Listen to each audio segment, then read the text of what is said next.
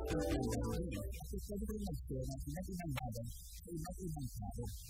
There's two actions na sabi ng iba. Pero ito ibang pag-nasimulan nito, mahirap ito siguro.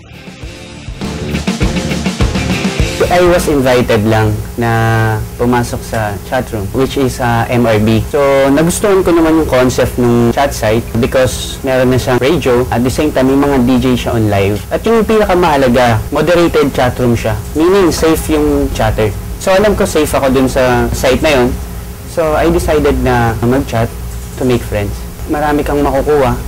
Gaya sa akin, nung in-invite ako, marami akong natulungan. Like, magkaroon ng trabaho through chatting. So, nakapagbibigay kami ng work. Meron ding mga ibang offer na makakatulong talaga sa daily na pamumuhay. Nung pumasok ako sa chatroom, iba't ibang klase kasi yung chat site. May mga nambabastos. So, nakita ko na parang hindi safe yung chatter. So, sa MIB kasi, moderated siya. So, I decided na mag-invite para dun sa mga chatter na gusto naman magkaroon ng safe chatting. Hindi naman natin maaalis yung negative eh. Meron talagang mga grupo or chatters na minsan matigas talaga yung mga ulo. But nasa tao pa rin kung paano sila the way they chat. Pero as I said, moderated siya. So, nababantayan siya ng mga admins na nandun sa chatting. So, kung meron man matigas ang ulo, agad-agad naman yun na napagsasabihan.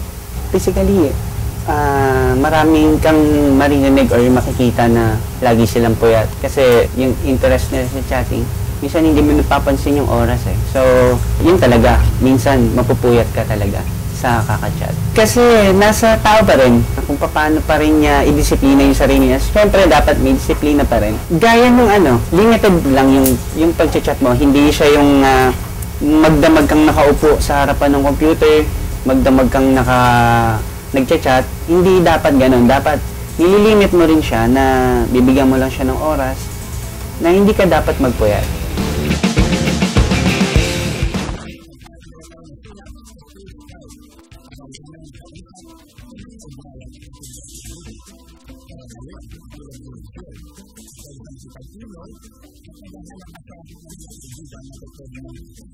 Dapat nating tandaan, tayo yung mga Pilipino.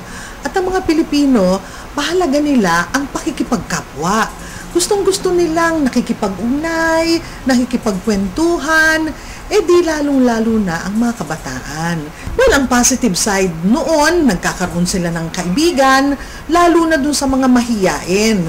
Kasi pagka face-to-face, mas maraming mga bata ang inhibited, timid. Pero kung hindi ka nakikita, mas malakas ang loob. Pero meron din naman peligro ang chatroom, Kasi kung walang guidance, walang gabay, walang nakakausap na mature and responsible adult, yung pinag-uusapan ng mga kabataan sa chatroom, maaring hindi na-i-screen, na-i-evaluate, kaya na-educate yung bata sa mga hindi malusog na pahalaga.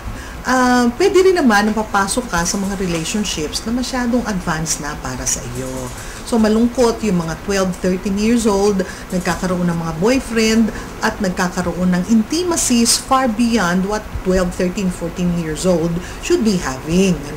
Kaya yon dapat inaalagaan ng mga magulang.